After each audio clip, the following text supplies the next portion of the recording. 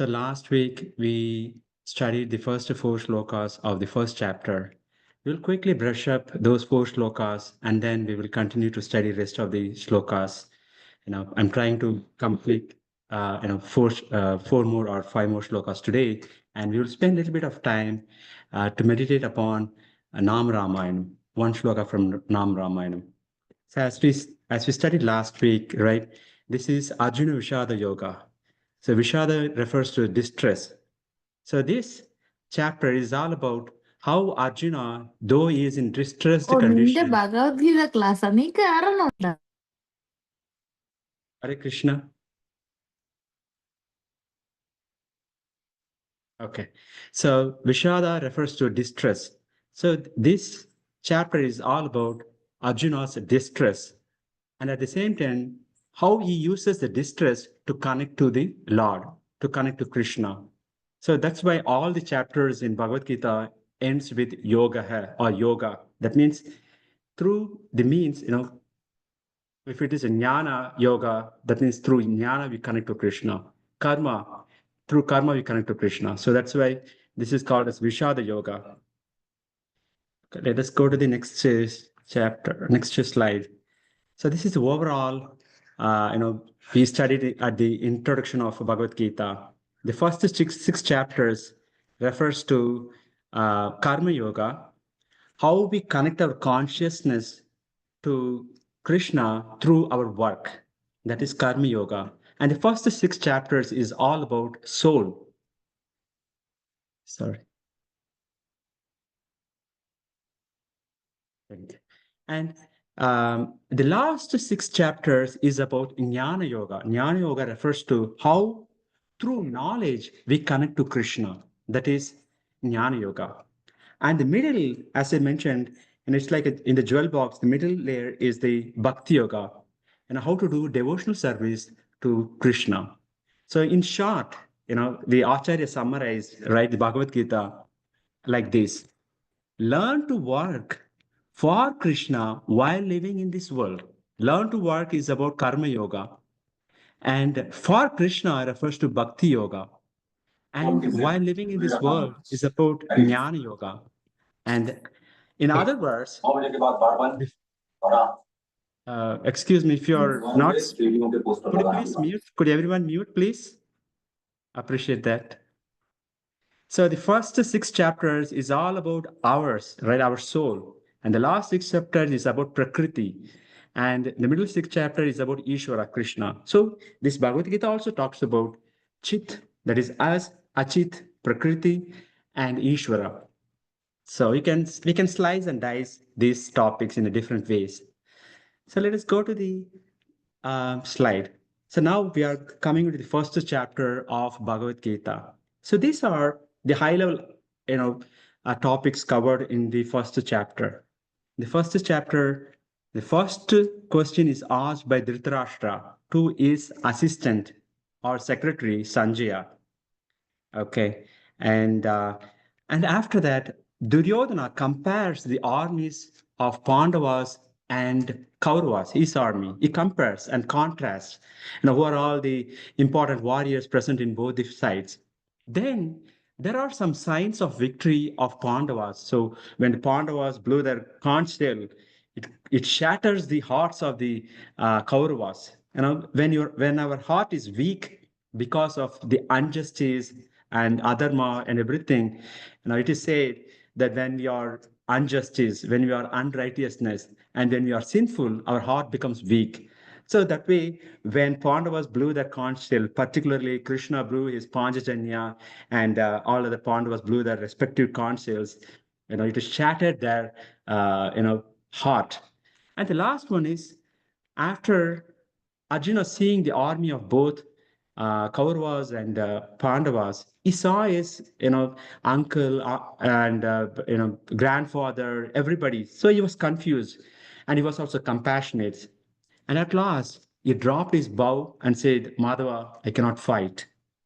So this is a high level overview of what we are going to cover in the subsequent weeks. Okay. Now let me quickly brush up. Okay, it's already 8:10. Let me So the first shloka is Dhritarashtra Vachan. So Dhritarashtra is asking, after my sons and the sons of Pandu assembled in the place of pilgrimage at Kurukshetra, what did they do? It is like, two people went to the restaurant for eating, and we are asking, what did they do? So that was such a silly question, but it has a deep meaning.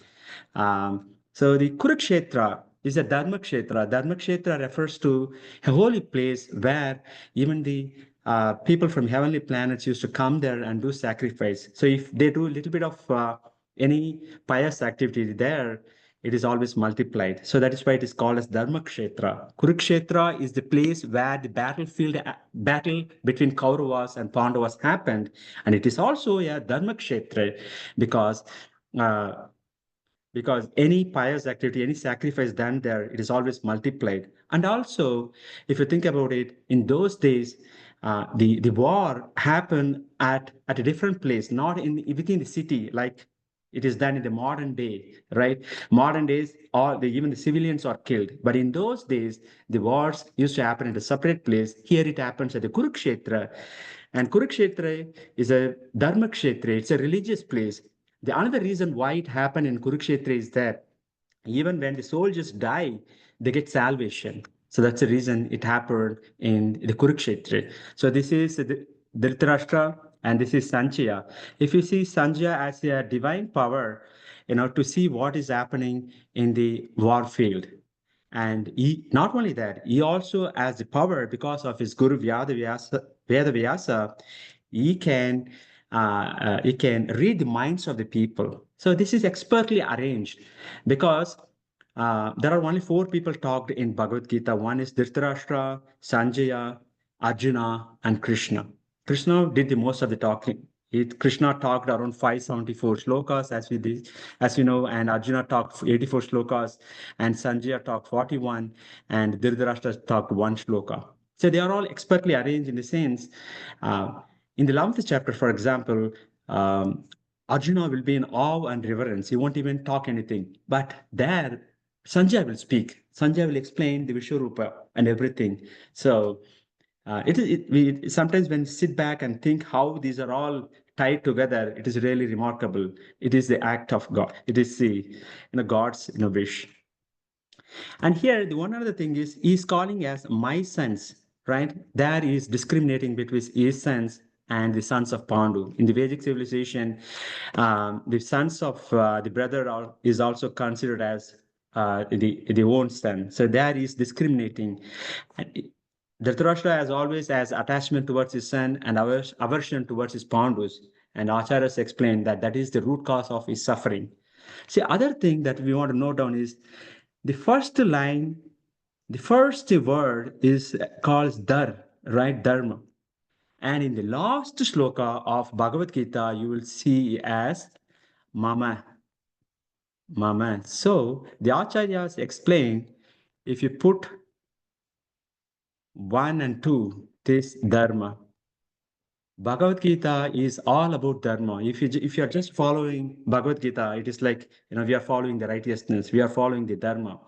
So the acharyas always take joy in understanding the shlokas and how they are arranged. Is it a andadi, or when you add the first letter of each and every shloka? In some of the Divya Prabandhams, you will see it will start with A, U, Ma. It's like Om, right? The acharyas is very well versed in explaining those kind of what to say, interesting facts about the shlokas. I just want to highlight that.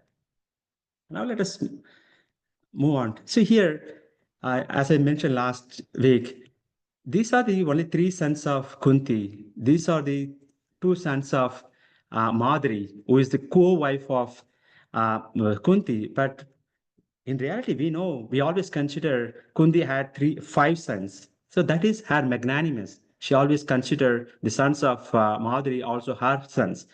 But on the other hand, Dhritarashtra never considered Pandavas as his sons. He is always discriminating, right?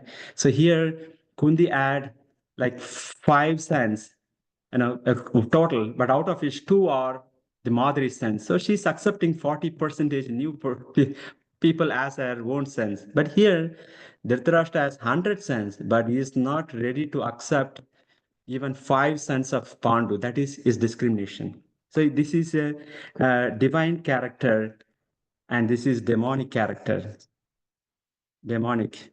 So that's what in some ways it is described. If you see, there are 4 yugas, right? One is Satya Yuga, Treta Yuga, Dwapara Yuga, and Kali Yuga.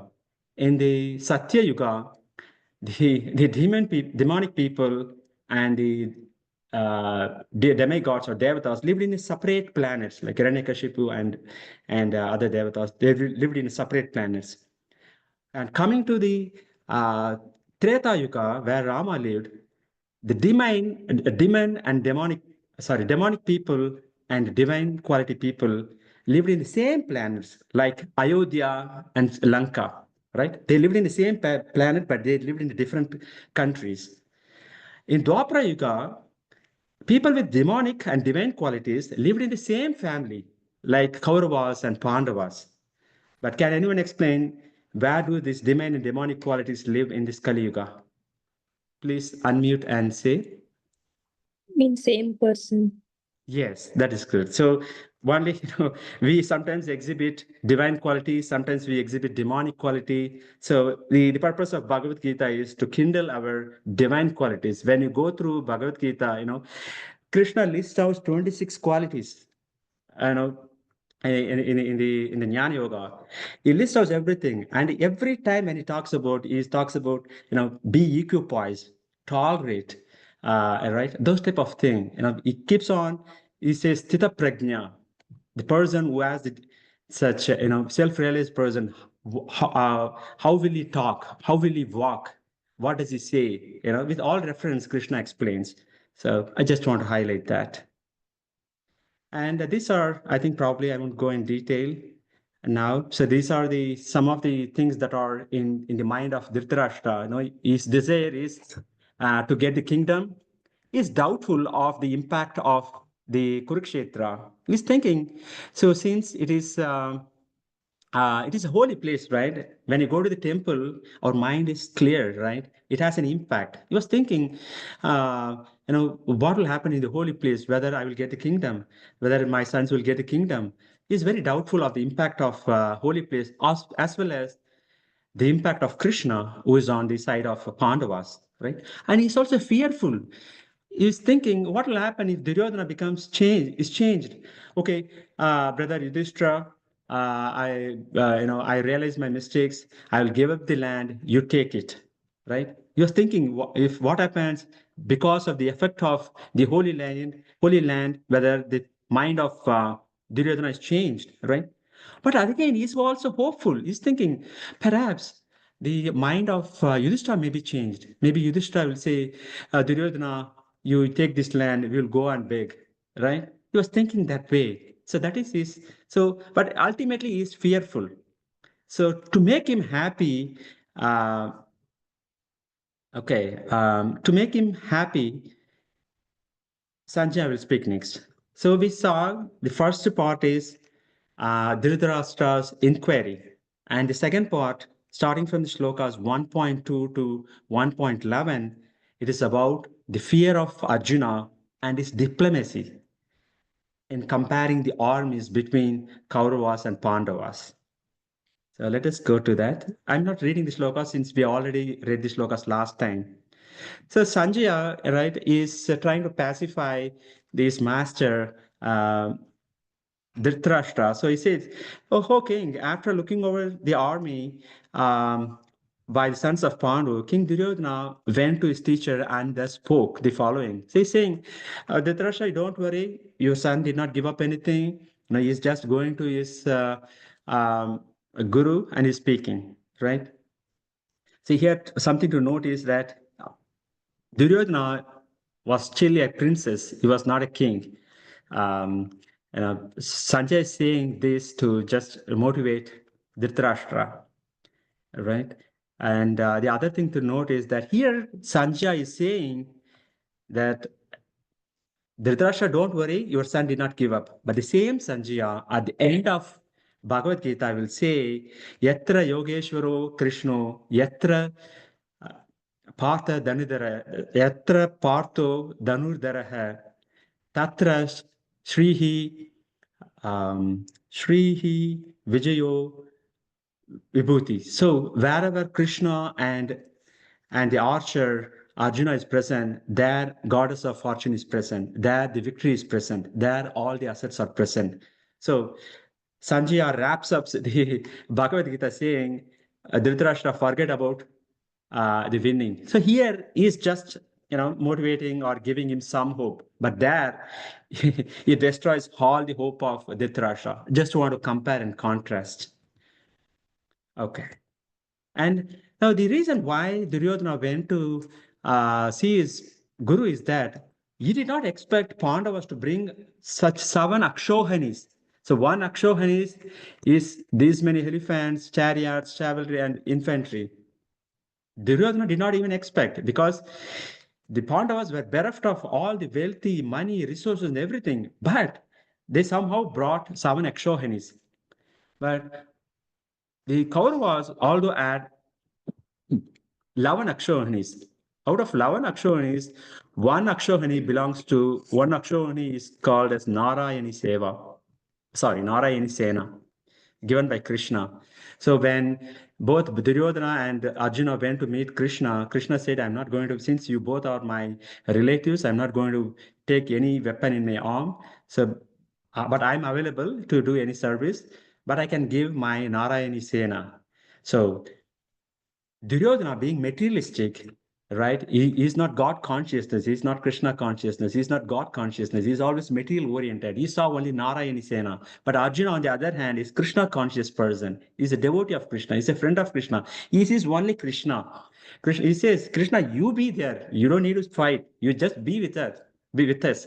So Krishna always completes. When Krishna is there, everybody is satisfied. Krishna is always completes, right? So that's the reason. When Duryodhana sees, he sees Pandava's army is very big. Though his army was, 4 Akshohanis more, he sees Krishna there. Because Krishna completes his Purnamidam, Purnamadam, Purnat, Purnamudachyati, Purnasya, Purnamadaya, Purnameva Vasishyati. Krishna completes it, right? And also, the Pandava's army is united. So that's one reason he sees big. Let's go to the shloka number 3. So this also we read last time. So here, Duryodhana says to his teacher, "Oh teacher, behold the great army of the sons of Pandu, so expertly arranged by your intelligent disciple and the son of Drupada." He's making a sarcastic comment here. This Drishtadyumna is the son of Draupada. Drishtadyumna born out of a yajna just to kill Drona. So that's why he's saying to Dronacharya, hey, the Guru, please see your intelligent disciple as expertly arranged, but you are like a fool. Though you know that Drishtadyumna is going to kill you, you taught him all the archery and everything. But Drishtadyumna, being clever, he got everything from you. So that is a liberal Brahmana will not discriminate. And also he mentioned Drupada Putrine, he did not mention Drishtadyumna directly because Drupada and the Drona had a fight in the past, right? But that's why he's invoking anger towards Drupada. So that is what he was saying here. He is both sarcastic and is both wicked. He's trying to invoke anger by inflicting bitter experience that Drona had with Drupada. So now let us move on to now Duryodhana is comparing. So we are in the second part of this first chapter. First shlokas from 2 to 11 is about the comparison. Now Duryodhana, as an expert, princess and diplomat, he started comparing the armies. First, he compares the enemy's strength. He says, here in this army, many heroic bowmen equal in fighting to Bhima and Arjuna, and great fighters like Yudhana, Virata, and Drupada, they are all present. So Yudhana is none other than, Duryodhana is again sarcastic here. Yes, Satyaki. Yudhana is none other than Satyaki, who is the charioteer of Krishna. Krishna is the charioteer of Arjuna, and Satyaki is the charioteer of Krishna.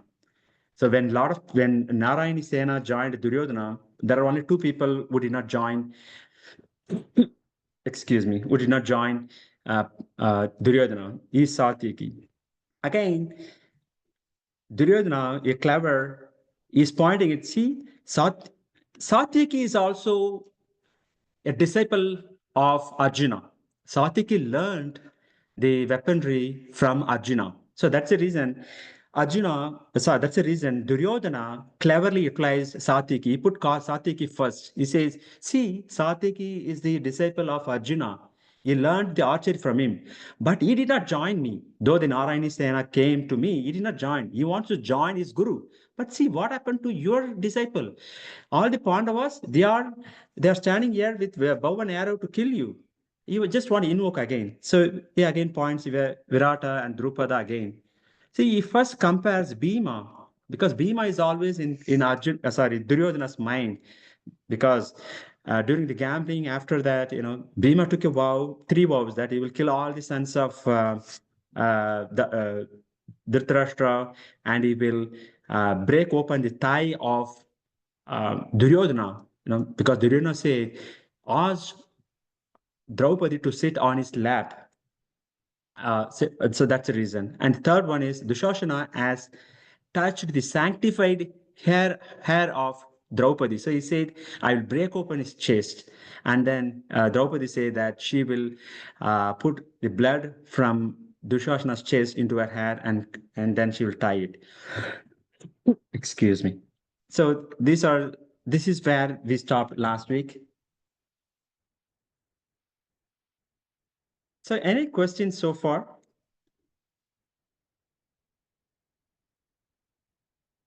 I quickly covered, I just want to brush up for some people joined a little new this class, so just went through it. Does anyone have any questions? Okay, I assume no questions for now. So let me move on. So let me recite this shloka. Srinthi, you want to recite? धृष्टकेतुश्चेकितानः काशीराजश्च वीर्यवान् Purujit कुन्तिभोजश्च शैब्यश्च नरपुङ्गवः. Okay, thank you. Does anyone want to read the translation, please? The translation here. Can anyone please read?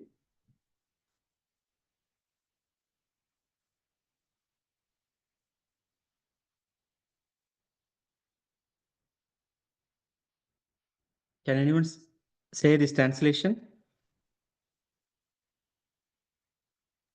Yeah, I can say it. Thank you, please. Yeah, there are also great, heroic, powerful fighters like Drishtaketu, um, Sikinatha, Kasiraja, Purojit, Kunti Bhoja, and Saibya. Excuse me, sorry. Okay, thank you very much, Mataji. Thank you. Thank you. So we will again here we are still in the between 2 to 11 shlokas. Duryodhana is comparing the armies. Now he is adding a little bit more members, warriors from Pandavas. So these are the people. So Drishtaketu is the son of Shishupala, right? And Shishupala was against Lord Krishna, but he was not against the Pandavas. So Drishtaketu joined, but eventually he was killed by Drona. Chekitana was another Yadava, right? He was in the dynasty of Varshini. So he's a Yadava. He's also Varshini dynasty. Krishna is also from Varshini dynasty. So that's why Krishna is also called as Varshnaya. Varshnaya. So you'll see this Varshnaya. Arjuna will frequently call Varshnaya. And Kashi Raja was the king of Kashi. And Purujit and Kunti Bhoja are the brothers of Kunti. And Shaibya is the father-in-law of Yudhishthir. So Yudhishthir also married Devika. And Devika's father is Shaibya. So this is just a, adding another set of people from Pandavas. Excuse me.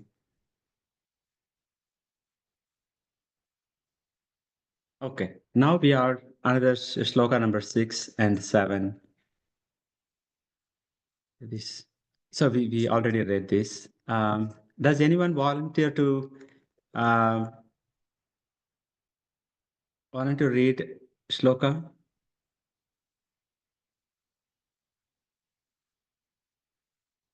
Kavin, Kesavan, are you there? Okay. Can you recite Yudha Manyuscha?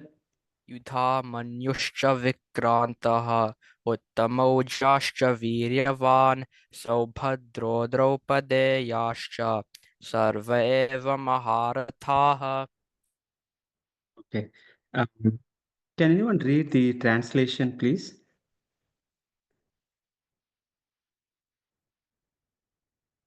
Once again.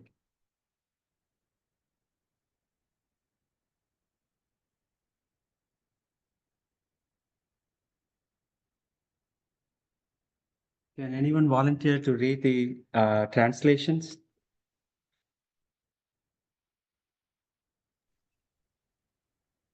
Okay. Can I read it?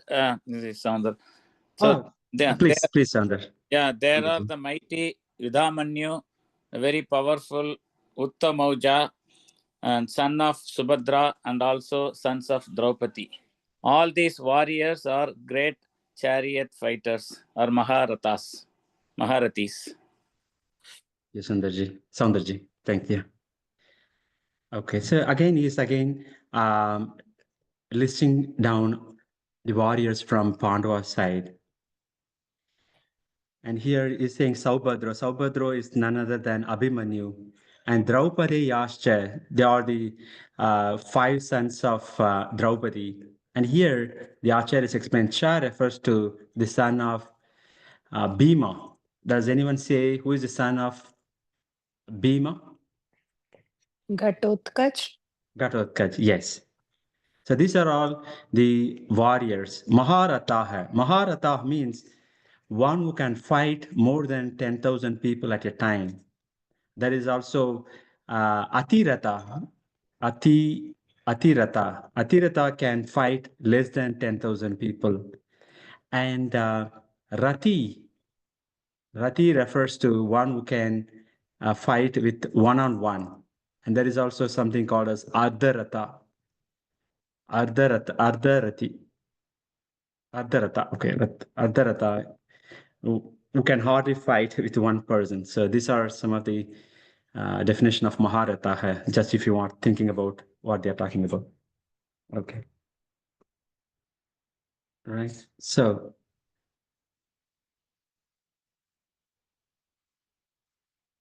okay. Now let us read the shloka 1.7. Does anyone wants to read this shloka? Or anyone wants to recite it after me?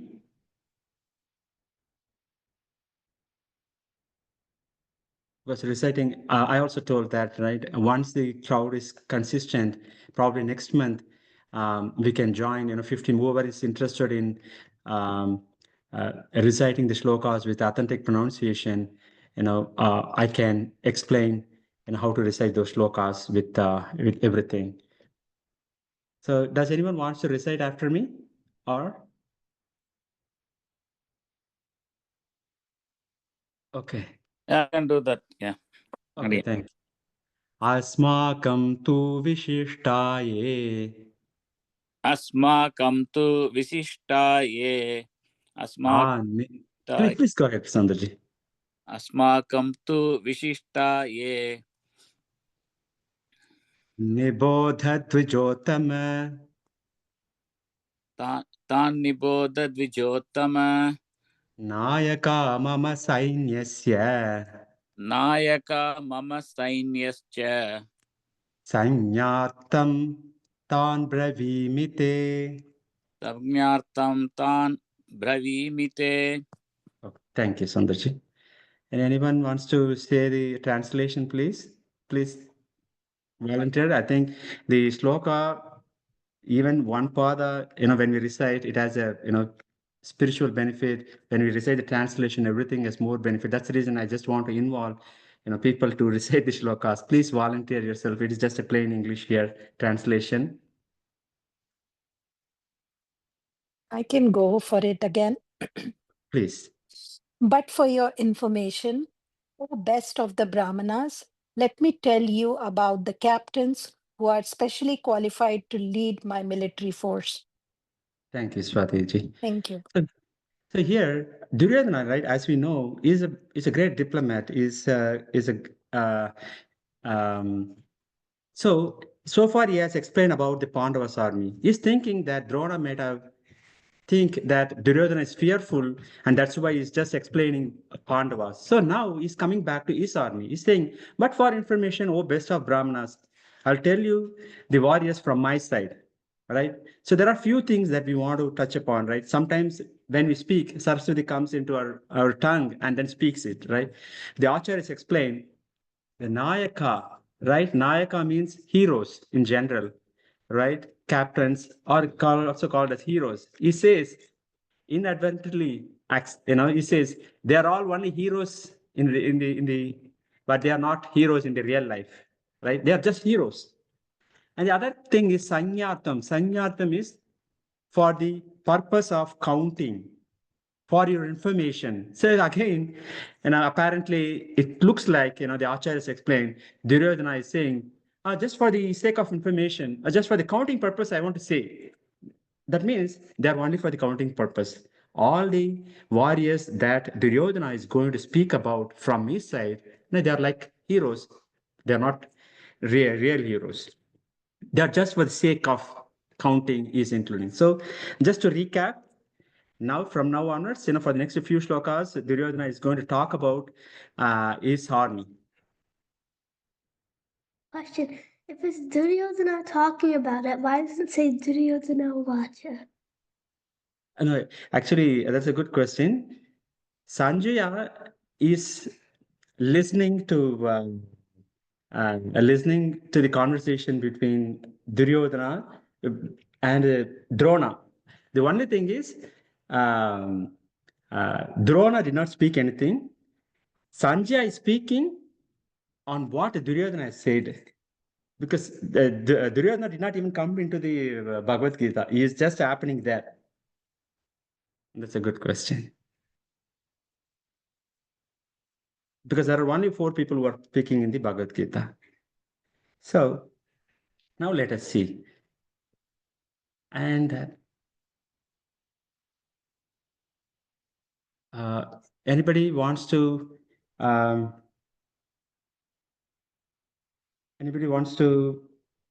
read this shloka? Duryodhana again explaining some other warriors from his side. Yeah, Guruji, I will tell. Okay. Yeah. Thank you. Bhavan Bhishmascha Karnascha Bhavan Bhishmascha Karnascha Kripascha Samitinjayah Kripascha Samitinjayah Krupascha Samitinjayah Ashwathama Vikarnascha Ashwardhama Vikarnascha Saumadattistataiva cha. Saumadatistadhaiva cha. Very good. Thank you, Ji. Yeah. And anyone wants to read the translation, please? I'll go. Okay, thank you, please. There are personalities like Bhishma, Karna, Kripa, Aswathama, Vikarna, and the son of Somdatta, called Bhushirva, who are always victorious in battle. Thank you. Thank you. Thank you, Anshuji. So now he's listing down a few more people. So from, he's just listing down, but, the Acharyas explain how clever Duryodhana is. So he just put Bhavan. Bhavan means here it refers to Drona first, because Bhishma is better than Drona, but he has put Drona as first. The reason is Drona is his guru. number one, and Drona is also a Brahmana. So Bhishma will be happy if he gives respect to his guru as well as Brahmana first. So that's the reason he has put Bhavan, Drona first. Next, he has started speaking about Bhishma. Okay. And Karna. We know Karna. And cleverly, Duryodhana has also put Kripa and Ashwatthama to please Drona. Kripa is the twin brother of Kripi, who is the wife of Drona. So Kripa is the twin brother of Kripi, who is the wife of Drona. And Ashwatthama is the son of Drona. And the other thing is Vikarna. So Vikarna is not at all qualified. He is just a normal warrior. He has put Vikarna also here just because Vikarna is the only one who was opposed. When Dushashana was trying to disrobe Draupadi. So in order to please him, in order to flatter him, it's a kind of flattering. Okay, Vikarna is also a great warrior, so that he does not jump to Pandavas. So he is very technical, he is very clever. And the other thing here, he wants to mark these two are immortals. Kripa and Ashwatthama are immortals, right? Does anyone know who are the other immortals? Just for knowledge sake. Immortal means who will live forever. Does anyone know? You can say one or two. Hanuman. Ashwatthama. Is it Oh, Bhishma? sorry. Bhishma. Hanuman. And Parashurama. Yes.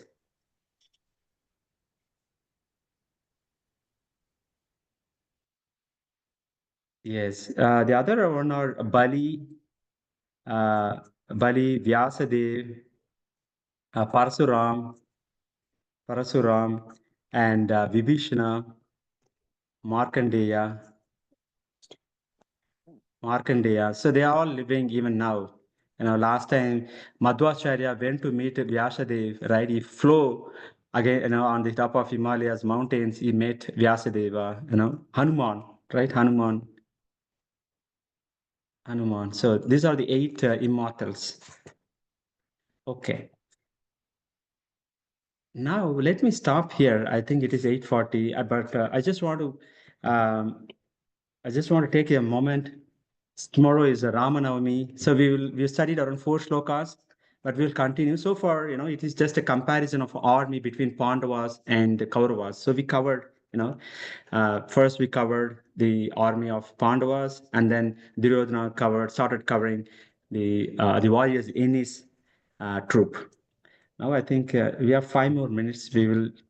I just want to quickly go over Nama Ramayana. Nama Ramayana is a condensed version of Valmiki's Ramayana. It has only 108 shlokas, and each shlokas captures different pastimes of Rama, and it is also in alignment with Valmiki Ramayana. And this was written by South Indian Acharya, Lakshmana Acharya. So there will be only one shloka. We'll just meditate upon every week. It will take only a couple of minutes. So tomorrow is Ramanavami, so I just want to take a moment to read the first shloka. This is Shuddha Brahma Parat Para Rama. Brahma. Okay. Can you all repeat after me if possible? I will go very slow. We'll recite 3 times. Okay. Shuddha Brahma Parat Para Rama. Shuddha Brahma Pararama. Shuddha Brahma Parat Para Rama. Shuddha Brahma Pararama. Shuddha Brahma Parat Para Rama. Shuddha Brahma Pararama. Okay, thank you very much. So I take shelter in Sri Rama, the personification of pure Brahman and the best of the best. Shuddha Brahman, pure Brahman, and Parat Para Rama, that means he is the best of the best. So The Ramayana commences with the profound inquiry: what is a hero? Okay, Valmiki asked that question, but as an inquisitive student, he reached out to his guru Narada Muni, and he wanted to understand, right? Is there a soul who embodies virtue, strength, gratitude, truthfulness, determination with compassion, noble conduct, captivating charm, who is self-content, who controls anger, who lacks envy, is very courageous. So he was asking this question to Narada.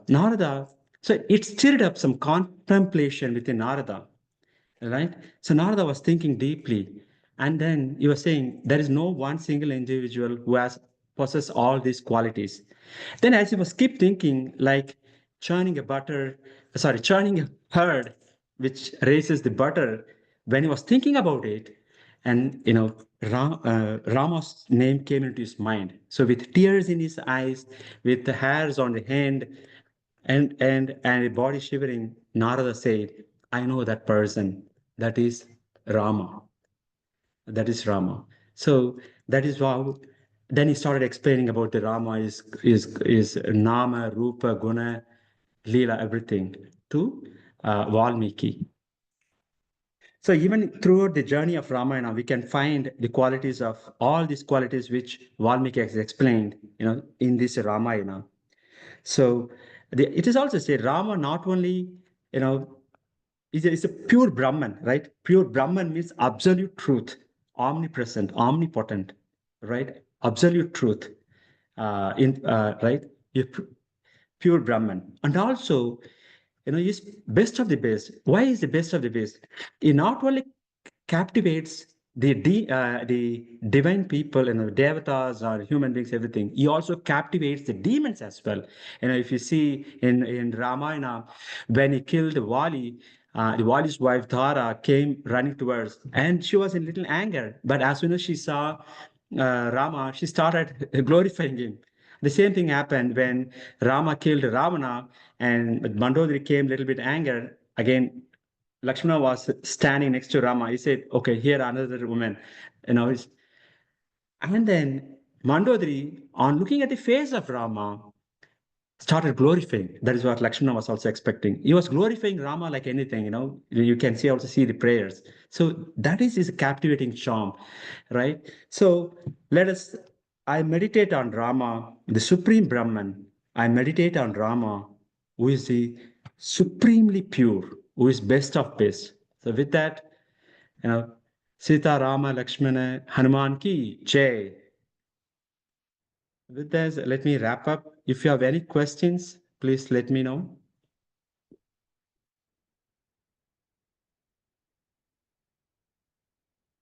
Does anyone have any questions?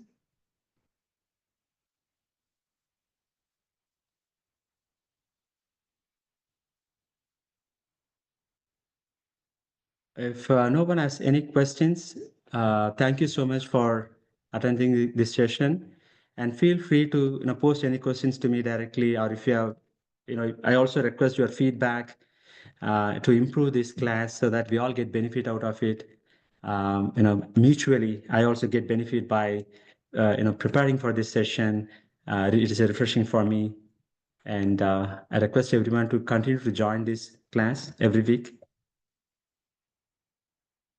Okay. Thank you very much, everyone. Srimad Bhagavad Gita ki Jai. jai. Thank Shiv you. Jai, thank Shri you, Raj. Prabhupada ki jai. Thank you. Thank Hare you. Hare Krishna. Krishna. Hare Krishna. Hare Krishna.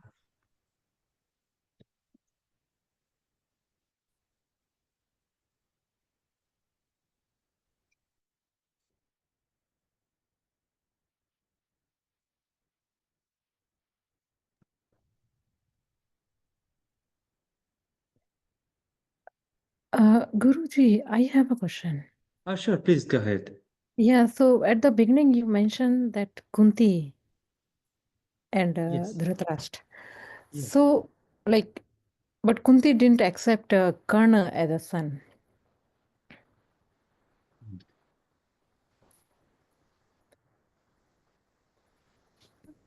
Said something is like It's not discriminating. Then why did she leave out Karna? Yeah, that's a very good question because she got Karna before she was married. Yeah. Yes, and she was also a very little girl, and she was also saying that I was not aware what I was doing, and that's one reason that she has left Karna.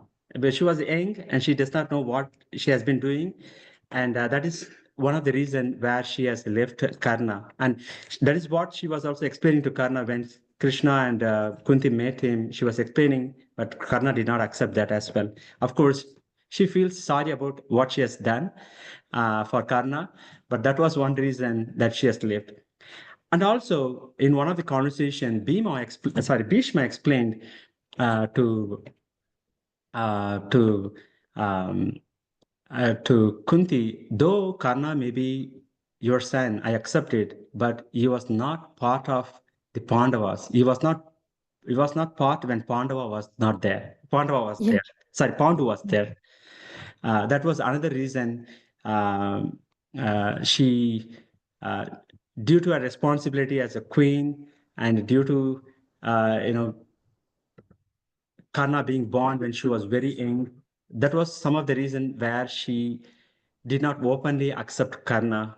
But the other thing is, she could have told after they came back, and got the kingdom. And Yeah. when Karna was dead, right, finally, she opened up. Yeah. Just before the war.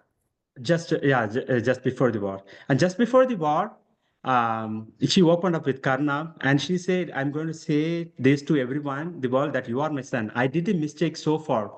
I repent for it, and I repent for it, and also I want to correct my mistake. Now I'm going to go to the world and say that you are my son." Then Karna stopped her. He took a promise from her that if you say that I am your son, your Pandavas, your sons, your other sons will not even fight. They will give up the kingdom, give the kingdom. So he got a promise. So that's the one reason that she did not explicitly tell. So it's good person for that section or a bad person? Karna is good, but he has taken a wrong side. Right. But she has always repented for her mistake. Yeah. Yeah, I agree. Okay. Yeah, probably because she was a queen. So You're right. yeah. Yeah. You're right. Right. Yeah, that is true. Thank you. Thank you, Guruji. Thank you, Hare Krishna. Hare Krishna.